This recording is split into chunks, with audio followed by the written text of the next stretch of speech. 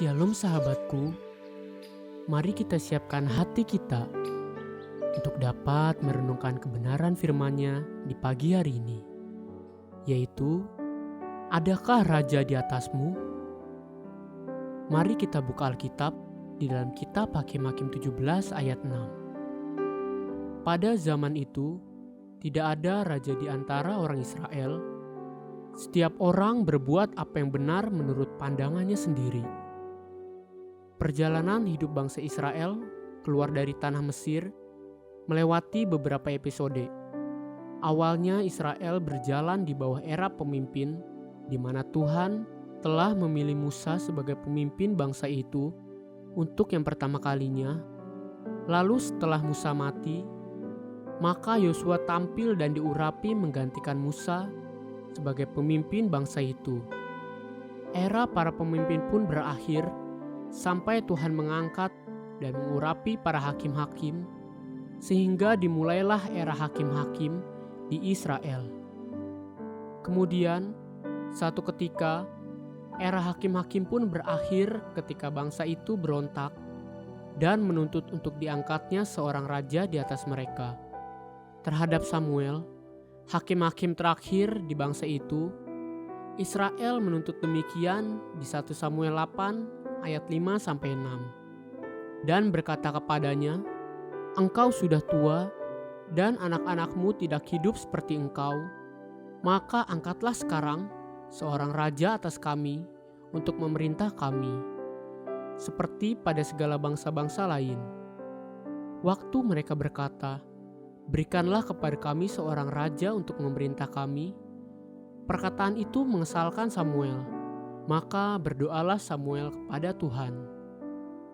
Dari semua periode demi periode tersebut, seharusnya bangsa itu sadar bahwa ada rencana Tuhan yang terjadi dan berlaku atas hidup mereka. Tuhan sendirilah yang menjadi raja atas hidup bangsa Israel. Seharusnya kebenaran ini benar-benar mereka mengerti.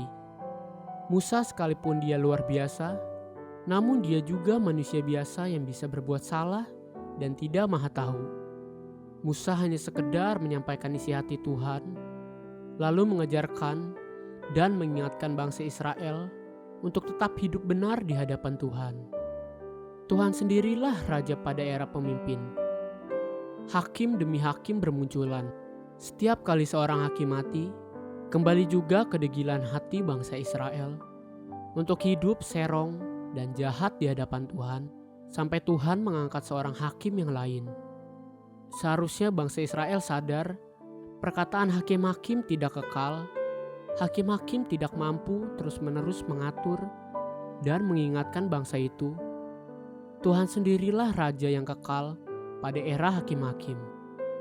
Namun ketika bangsa itu bangkit melawan Samuel untuk menuntut seorang raja agar mereka sama seperti bangsa-bangsa lainnya, Tuhan berkata kepada Samuel, 1 Samuel 8 ayat 7.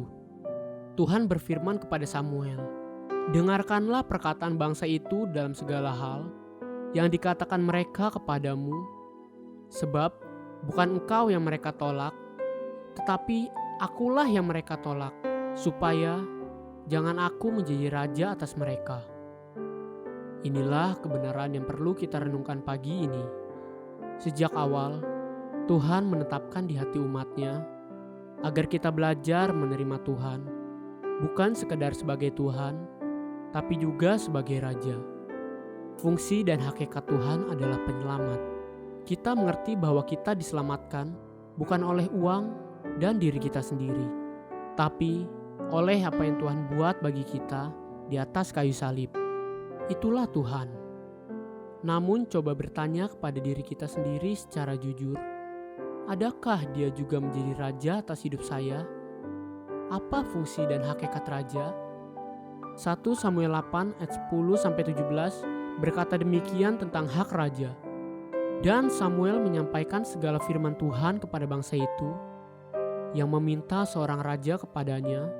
Katanya, "Inilah yang menjadi hak raja yang akan memerintah kamu itu.